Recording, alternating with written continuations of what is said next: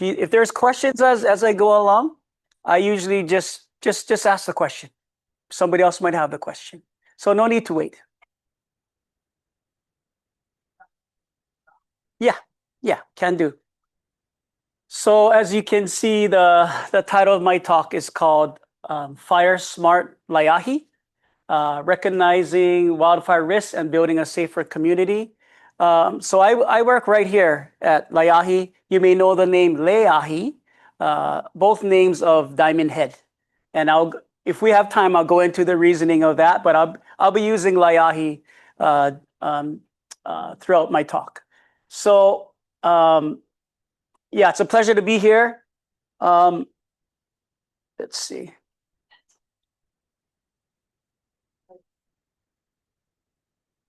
It was doing the arrow thingy. That's you just have to click on it once. Try again. Okay. There you go. So yeah, mahalo to Miku, to CERENE, to Kapi Olani Community College. It's just great to be here. So this is one of the views I get when we go up on the trails, and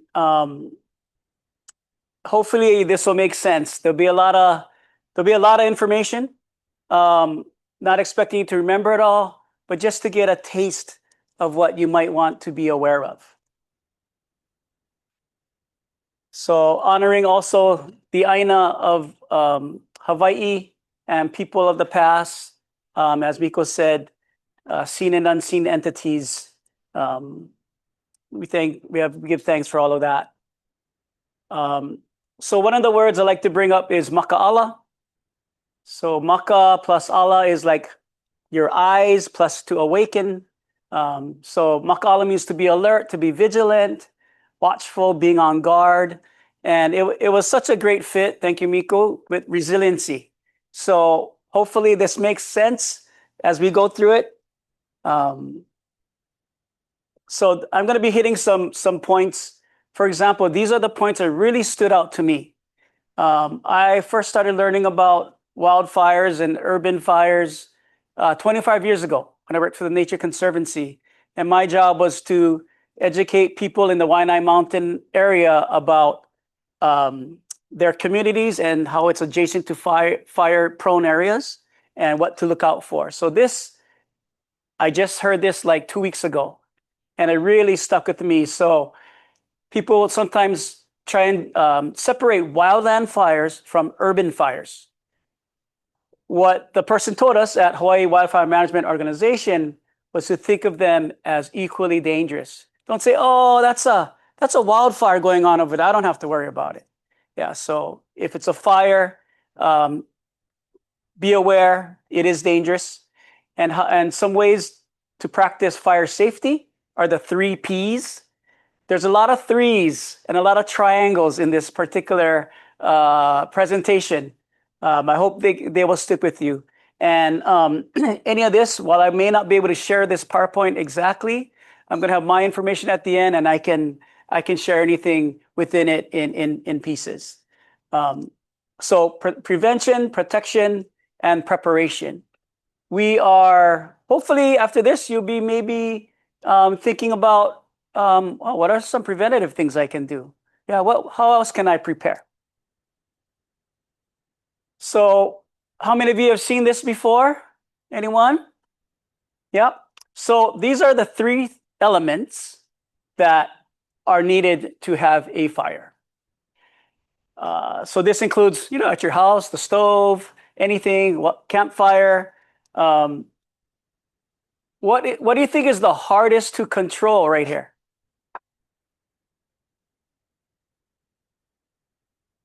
Who says fuel? You're not sure? We got a half. How about heat? How about oxygen? Oxygen's hard to control. Yeah? So as we touch on the fire awareness today, I did want to let you know that the Department of Land and Natural Resources that the state parks is a part of has themes through the years. This year's theme is Makahiki Kuleana Kahakai, which is the year of our coastal kuleana.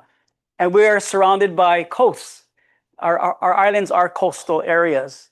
And there's posters like this. There's great resources, and I'll share with you the website later. So humans and plants and animals and minerals are a part of our coast, not separating one from the other. And that will be, as you'll see in my talk, it also defines the community. It's everything in that area, not separating humans from other things. So I went to CERENE's website and I saw this and I said, okay, I think it's going to fit perfect into what I'm going to talk about. So CERENE, if you didn't know, has 4 active resilience research and community projects. And the one that fit really good with what I'm going to talk about is number 4, community perceptions of resilience. So community resilience is the ability to plan for, prepare for, absorb, and recover from a disaster or crisis event. In this case, I added the word wildfire. So being resilient, preparing, getting ourselves ready. This is hopefully the first of many meetings we have together in the community about being fire smart, being fire wise, and just being aware what our role could be. So these are some of the areas that I'll be talking about and touching on. Again, this is just a really quick overview for you. So to plan for a disaster or crisis event and prepare. Plan and prepare.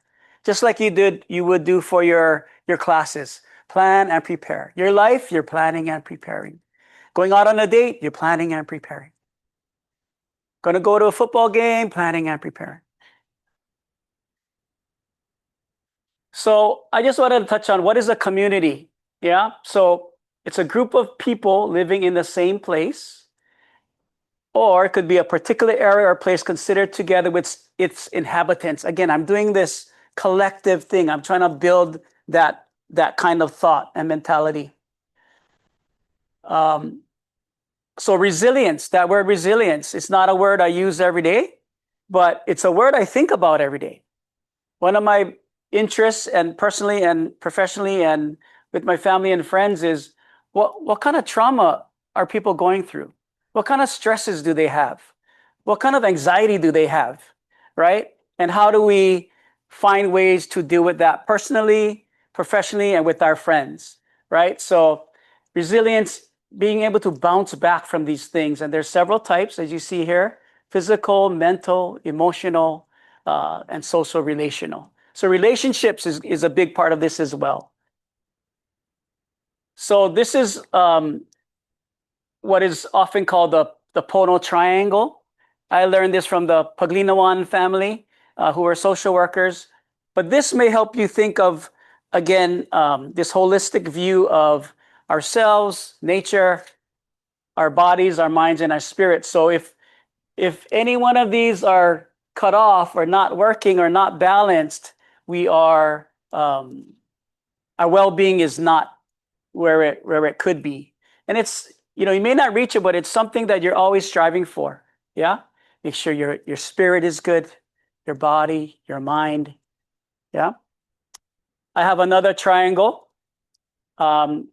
This one connects a community that surrounds us. This, I'm giving you Hawaiian worldview type of terms here. So this triangle is about unity and harmony, lokahi.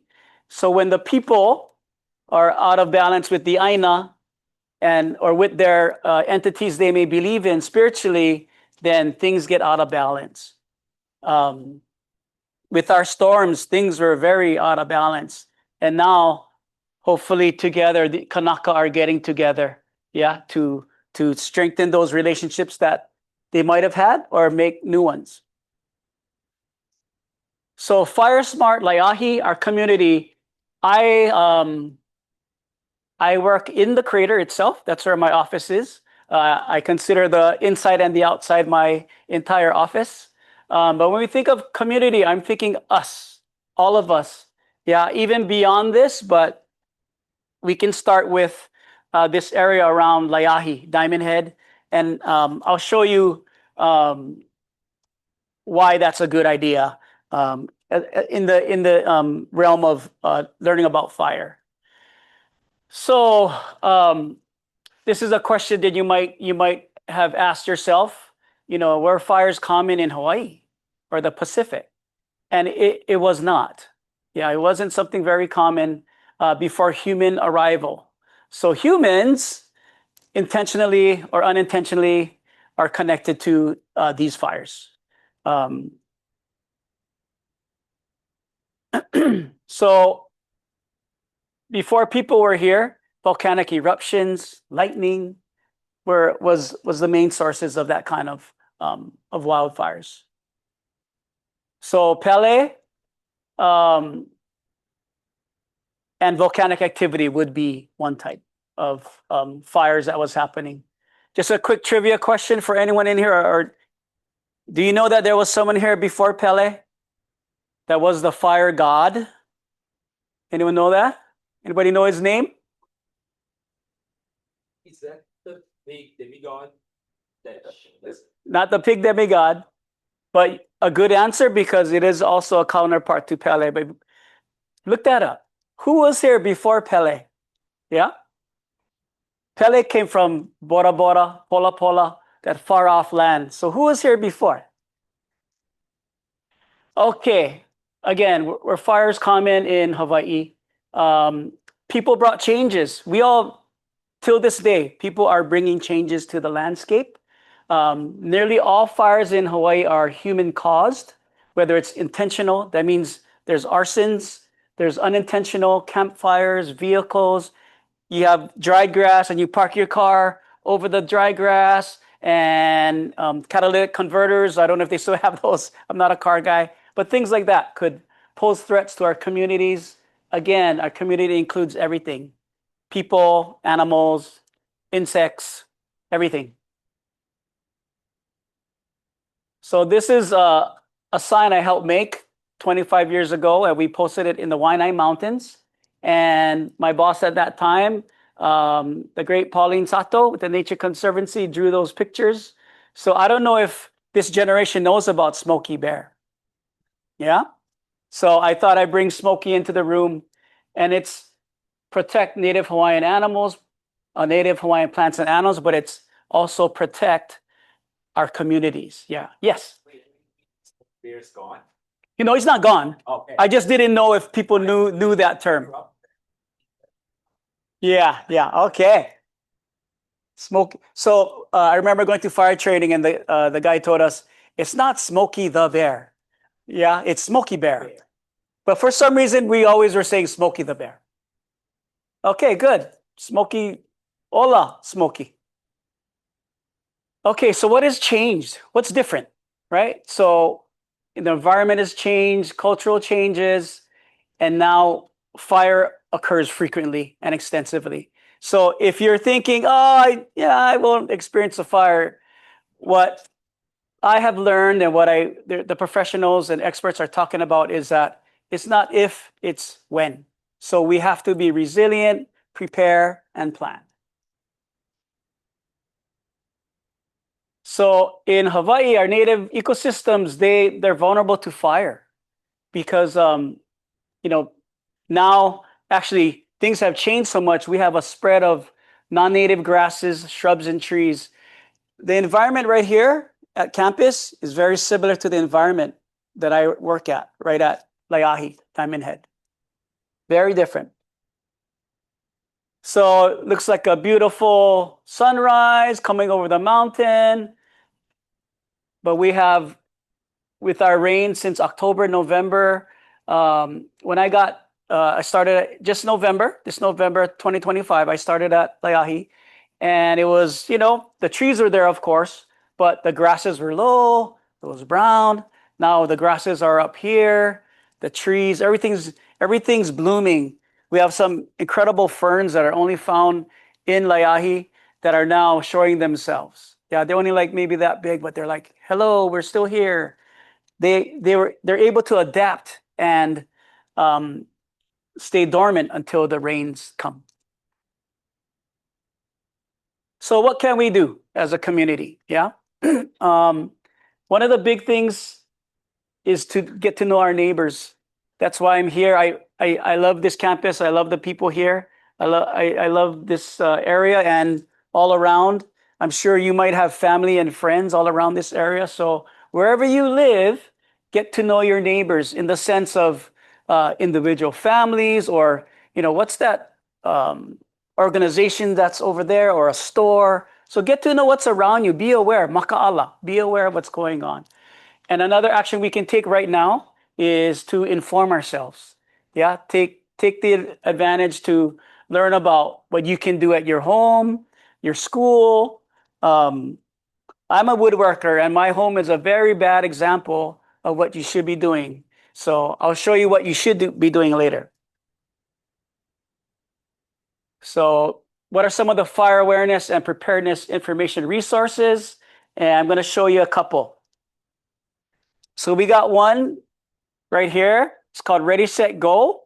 And this is something you can get online. This is put out by the Hawaii Wildfire Management Organization, HWMO. And I have a paper. I'll have it at the end, but if you want to take a picture of this paper and the other information, you can. You know what? Yeah, I'll just pass it around. If not, just pass it around. I'll pass around the book as well. In fact, I'll pass one this way. There you go. And then you guys can keep those, Miku. You keep those and post them up. So what's in this? This is like how to prepare for a fire threat, right? So there's a lot of words there. There's a lot going on. I'm not going to run through it all, but let's go run through this part. Yeah. So in let's say you have roommates or your family. Yeah. Create a disaster plan. Hey, where are we going to meet? I'm sure that someone at this campus knows that if anything happens at Diamond Head, we're coming to meet with you guys in this nice parking lot because it's nice and open. It's hard. There's not trees and grasses. So you are an evacuation site for that, which is good, being in a parking lot where it's very open and there's no fuel. Remember the triangle: fuel, heat, and oxygen? Fire extinguishers, how to use them. I saw a truck right here in the parking lot, probably servicing the fire extinguishers in the buildings. Yeah, where's your family gonna go? Man, turn off things. But again, you can go to HWMO and check all of this out. Emergency contacts, portable radio, and it seems like, oh man, I'm a student. What am I? How can I do this? It's something to maybe between friends, somebody likes doing this kind of thing more than the other. Maybe you can team up on it together. One of the best things is, as a community, hopefully with more talks like this all around the island, we can get to know each other, who's the players, what to do, their resources, and so forth. Again, just wanted to bring up that word, maka'ala. Just be aware. Look up. We know we all have a lot going on in our lives, yeah? But look up and see what's going on. We had a walkthrough the other day with Jeff Tanaka, our fire protection forester. And as he took us around, he helped us how to look at something as being a threat or not. Grasses, trees, branches in certain areas. So it's, I'm a terrible fisherman, but anybody go for squid, octopus? Yeah, you have to have the taco eye. Yeah, taco eye is to see it. Now you have to develop fire eye. Yeah, the ahi eye, right? Anyway, that's what I'm trying to do as I'm learning about this, along with everyone else. So 90% of home ignitions, property, are caused by embers. Yeah? Anybody know what an ember is? Like cigarette, so flammable fire. Yes, flammable fire, something that's moving. Yeah, it's moving. It's coming from the fire. Very good. So embers are one of the most dangerous factors about the spread of wildfires. Yeah. So the embers, like on windy days, it can travel for miles. So you could be miles away from the fire itself, but if these embers have ways to get to you or get to property, other wild areas, then it's very, very challenging. Yeah. So this is an example. This is on the continent, but when I saw that, I was like, okay, wow. It's all around this person. He's at a house, and heaven knows where all of those embers are going. Again, maka'ala. Yeah, look up every once in a while. Try, can even do a game with your friends and say, hey, walk through the campus, walk through your house. What do you think about this? And again, I'm not giving you all the information now. I don't have it here. It's too quick and I'm not an expert on it, but I just want to give you a taste of things. And, it might seem like such a downer, like, oh my God, he's talking about fire and all of that. But life is challenging. There's different challenges in life. And we all, if we're resilient and build that confidence by planning and preparing, we can, I don't know if I will ever be comfortable with fire, but we have to, or comfortable with stress and trauma, but we can work towards these things and talking to each other about it. Like you could say like, hey, you want to talk about fire later, man? That scared the hell out of me or something. It's very personal and part of your health and well-being to know about these kinds of things, in my opinion. Okay, this one I heard about it a while back, but I got to see it again as I was doing my research. So again, triangles and threes, right? So this is called the 30-30-30 rule, right? So if it's 30 degrees centigrade or 86 degrees or higher, that's a check, like, okay, extreme fire behavior. 30% humidity or lower, things are very dry and can combust, right? So you got two of those, it's going to be very, very dangerous. Or 30 kilometers per hour or 18.6 miles per hour winds, another thing to be thinking about. So when these things are combined, like unfortunately in places like Lahaina, it was just all of these things and it's out of control, And our aloha goes out to all of them, people who've suffered through or are going through things right now with the flooding. So all of these things, even if I'm talking about fire, think of in general disaster kind of things and just being more aware. And when I say you guys, I'm meaning myself as well. I'm not like saying, hey, you guys go do it. I'm trying to internalize and learn all of this myself. So this just came out this year. We have a brand new wildfire mitigation and preparedness plan. And soon we're going to be, it is a public document, and I think it's almost at the stage where it's going to be up where anyone can look at it. I did want to show you a couple of the pages. The Hawaii Wildfire Management Organization, HWMO, was hired to put this together for us. So even though it says Diamond Head State Monument, we're hoping that our other state parks may want to use it, or any organization may want to use these elements to learn about it. So there's a lot of numbers here, but basically they took down, they categorize different parts of Leahi, Diamond Head. They group them according to life safety, fuel dominant, operational tactical advantage. And this is helping us know where we have to address things and give us a priority. Yes. Can you say that again? I want to say down towards here. Yeah, I don't know exactly where, but we can go figure that out for you. Yeah. So FMZ 11 is right here. It's where people come through the park. We have restrooms and they start on their hike. And this particular picture here, it gets very thin. Yeah. So we got lots of grasses. If a fire was to come through here, there's a lot of fuel. There's a lot of limbs here that could help the fire jump, or they say ladder fuels, as it lights here, it'll light here, and a light here. So we did a walkthrough the other day, and they're telling us you got to bring the grasses back. Yeah, all these limbs that may cause it to jump, we have to cut it so it won't do that, right? Plant trees that are maybe trees like Milo, yeah, not something that could have some shade, but still not be so combustible as these trees are. Kiave, koahaole, yeah, all types of grasses.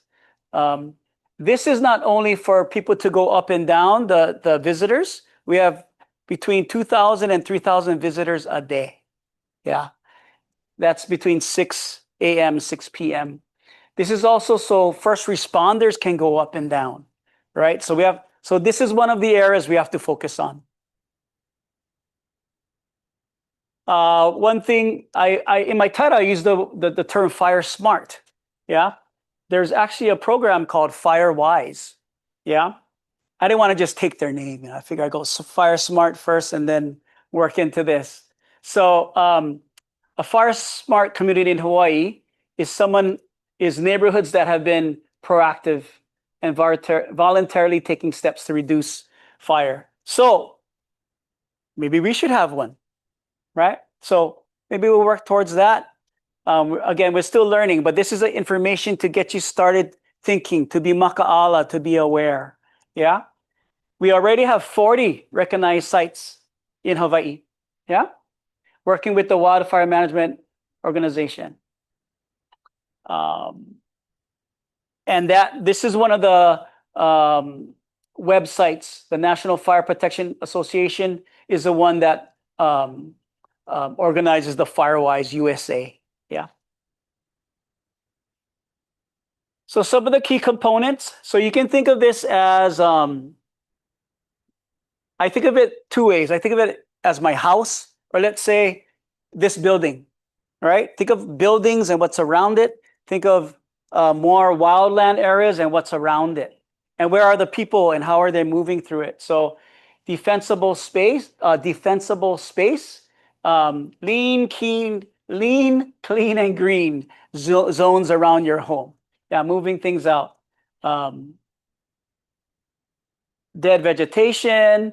Your lawn should be like 4 inches. With all this rain, my lawn's like this.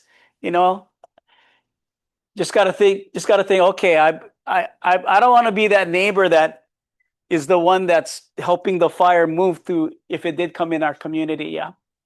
Home hardening. There's different materials for siding, for your roof. Again, protecting from embers. Yeah, keeping your gutters clean. As a kid, I remember my grandmother's house. I was the gutter guy. Yeah, go up there, clean the gutter. Fuel management, fuel ladders. Like I said, if a tree is like this and it has these things sticking out, this is the ladder. Yeah, like the rungs of a ladder. So you got to cut these below, maybe like 6 feet and below. Community action. That's what this talk is mostly about. How do we work together to help each other get to a stage where we become resilient? We're planning together. We're prepared. We know what our roles are in this regard. Yeah. So these are the Hawaii FireWise communities, and this is Oahu here. Yeah, we got Kamilanui Valley, Wailaiki Ridge, Wailaiki 5, Papakolea, Kauai Crescent West, Sea Country, Kalani'iki Estates. Yeah, some of them very recent, 2018. There was a fire in that area. I got friends back there, and they created and went through this process to be FireWise. And look at all of these in 2024, 2025. People are realizing we have to do something, right? So for your home, yeah, to be fire smart, if you look at the zeros, the 1 and the 2, you'll see a red line, an orange line, and a green line. These correspond to 0 to 5 feet, keeping things away from your house. Um, intermediate zone is 5 to 30 feet. And then the green zone is 30 to 100 feet. So when we were walking out there at Leahi, Diamond Head, we, according to the terrain, if things were steeper, or flat, would also decide how wide of an area this is, because elevation.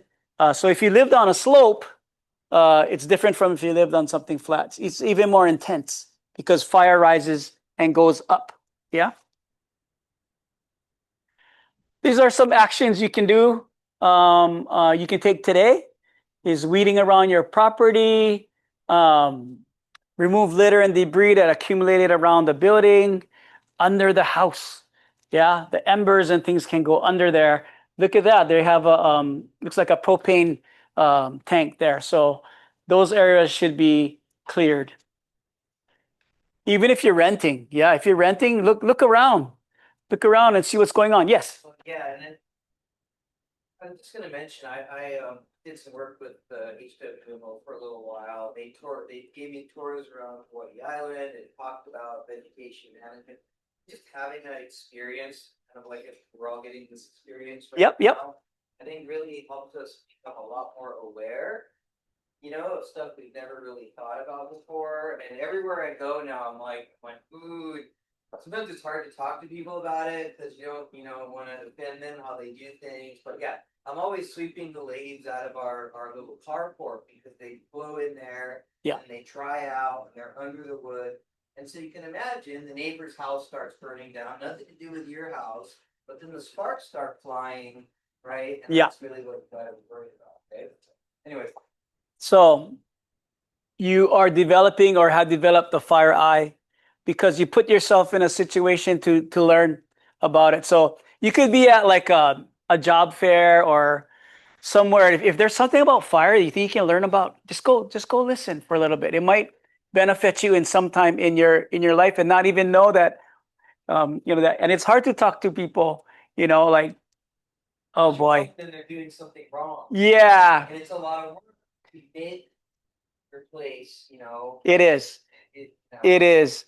And so at the state park system, we have to be good neighbors. We got schools around us.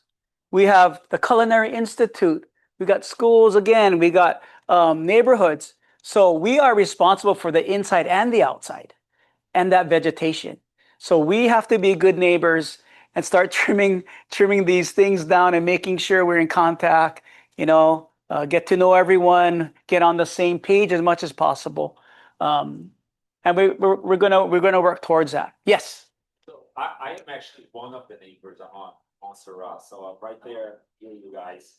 And this is not really an issue now with the rains, but before the area was so dry for so long, like we would see no rain at all. And I was always thinking like, all these actions to mitigate are great, but in case of like the perfect storm, like the wind and the down power lines like that, Yes. too much because of the embers and all of that, the storm. So I guess my question is, what is the most effective way to like evacuate, not driving, but on feet, like safely?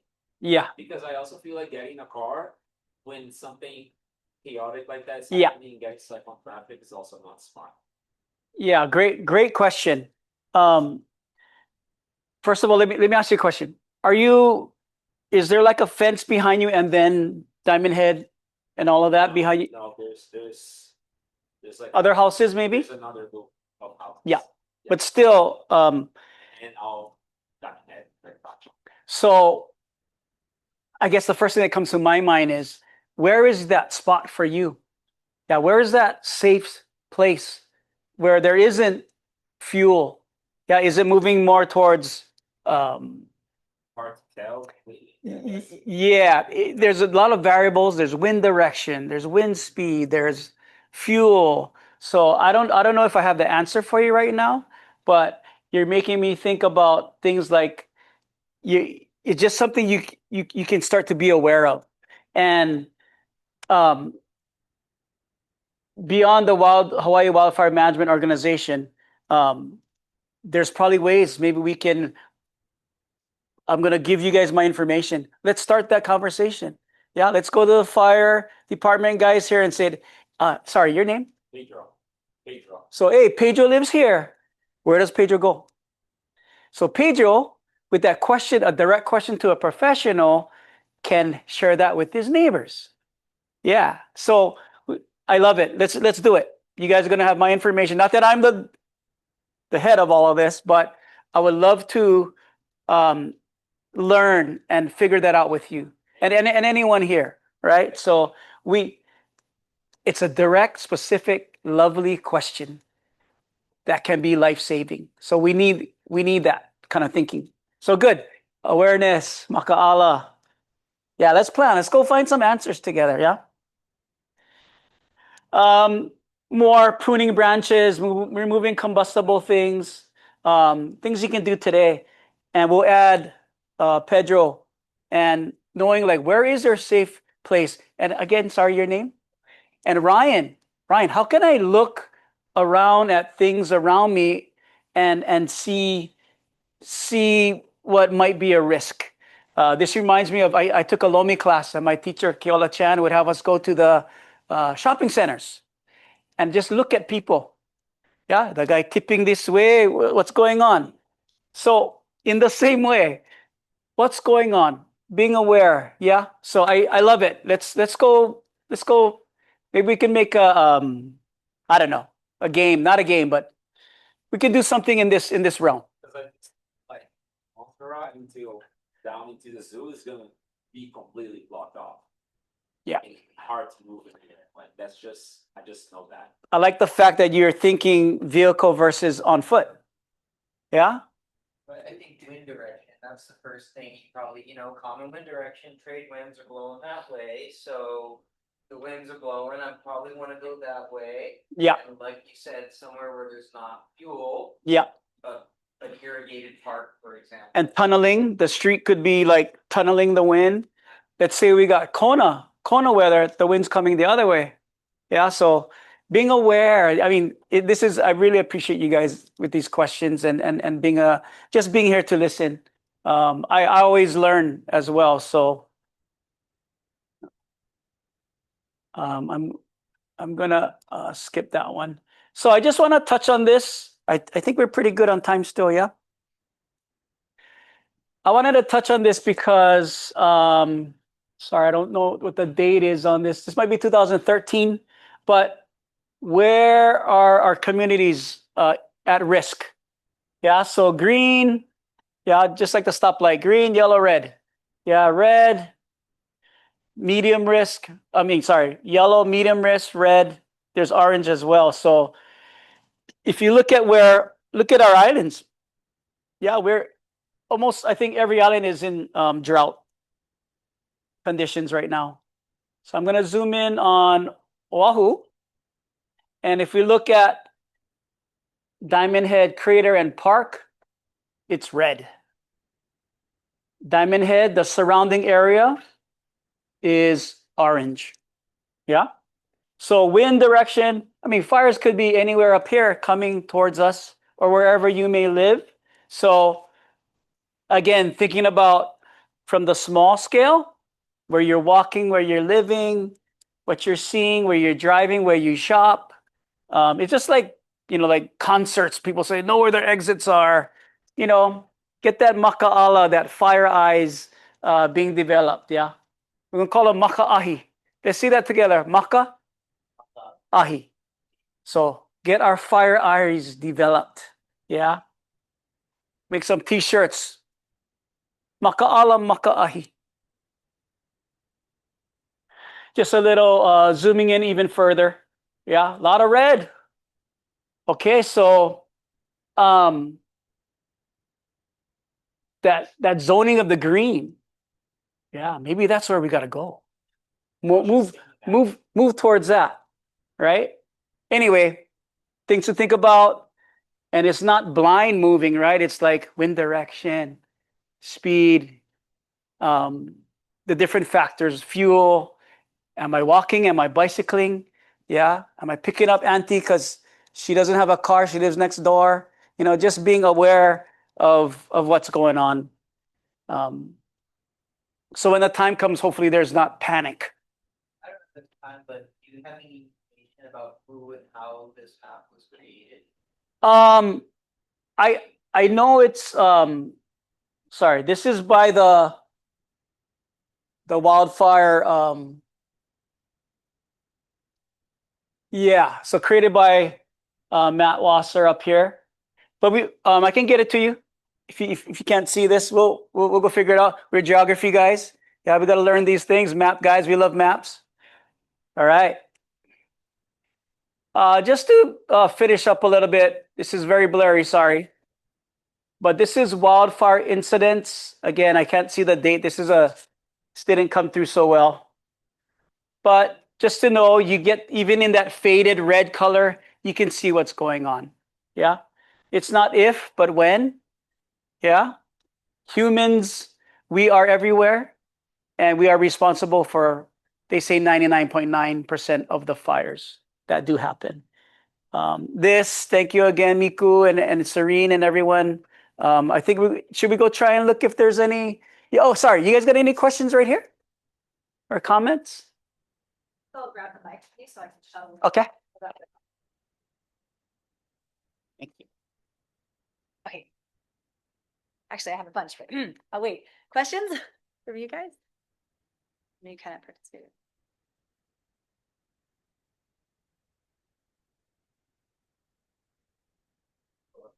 I have some zinger questions. Oh, but I want to let I could ask you later too. Okay, yeah, go ahead. You said something. You said something about how fires like on a flat area versus on a hill, it's very different. How much worse is on a hill? Because I live on a hill, so.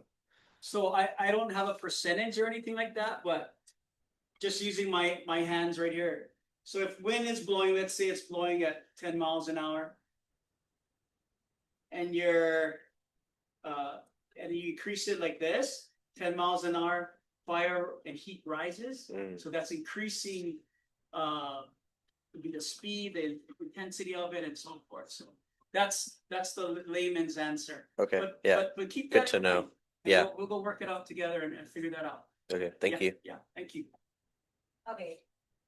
So I just so you all in the room, just if you have any questions, just kind of think about them. I have some zinger questions I actually just been thinking about for a while.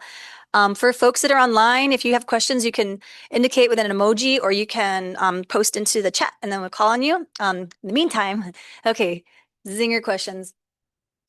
Oh, well, I just ended the screen share, but that's okay. If we were to be looking at our defensible space slide, or what I saw, xenoscaping.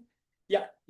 Xeriscape. Yeah. Xeriscaping. All right. So from a wildlife, so when I think about humans interacting with the world and creating habitat, and I have, for those who haven't learned this about me yet, I have a permaculture training background. Like, I'm always trying to think about how do we create habitat for our neighbors, like always thinking about that. And then now, since I've been living here, I'm also thinking about how do we create habitat for our neighbors, and especially, our bird neighbors, however you want to call it. And then food, right? So how do we bring more niu and ulu? How do we bring more of our food, right? How do we bring these back? So I have the mala like in my brain of like, what does that look like? Our KCC mala, like, what does that look like? And then I compare that with these pictures that I've seen for Firewise communities and things. And from a habitat perspective, it looks horrible. So I'm kind of like curious about how What do we, horrible?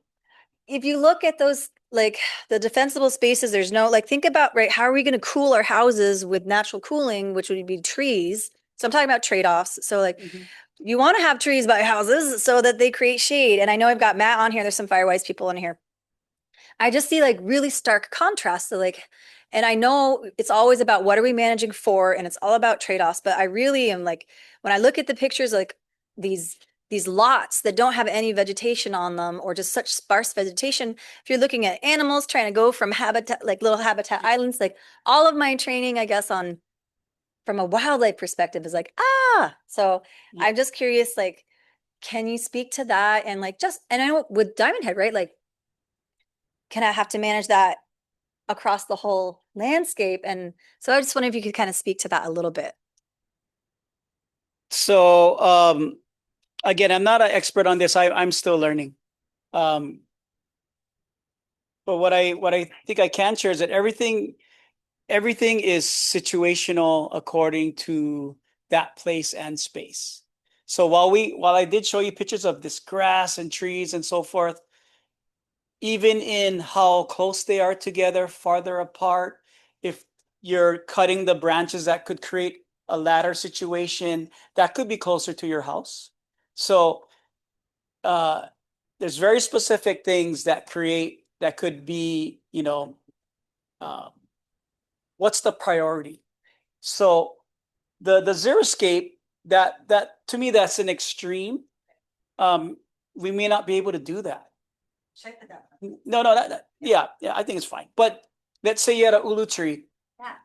Let's say it's 10 feet away from your house, but it doesn't have the limbs Right. where it can leap up from the bottom and create embers. So that would be a direct question I would ask our foresters or our fire department. Hey, this tree at my house, is that okay? Or is that my defensible space? Is that my red zone? Or is that or should I put it in my my orange zone? Does it have to be way out there? So I think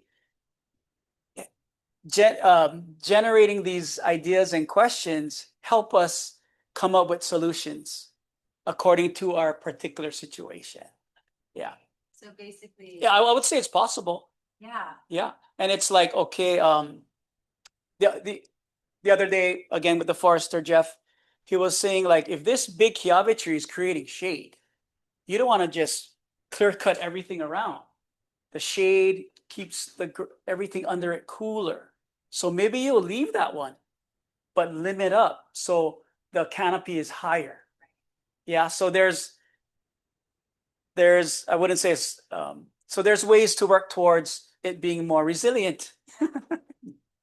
And it's so interesting because, well, so I did my schooling in Pacific Northwest, right? So you have coevolution with people and fire for as long as there are the people there. And so actually it's been really challenging for me to wrap my brain around what's the natural fire regime here. And then so we're seeing fire adapted species right around the volcanoes, right? Which makes sense immediately around, if I'm understanding, Well, or no. right here, Well, yeah, I mean, but not, maybe that I say people say more, but I say less than 1% native. yeah. So So there isn't that regime, yeah, right? Unless you're way up in the mountains where it's just different composition. yeah. Yeah. So So interesting. if our landscapes were native, maybe that would be. I mean, that's the whole reason why. Because Right. they're not native, Right. and these things are spreading very quickly. Yeah. So some of the grasses we have there, one is called fountain grass, and it's one of the places on the island that somehow it loves that space. That's highly flammable, and I see people walking out with like bouquets of it, and I'm like, no, sorry, you're not gonna take that home.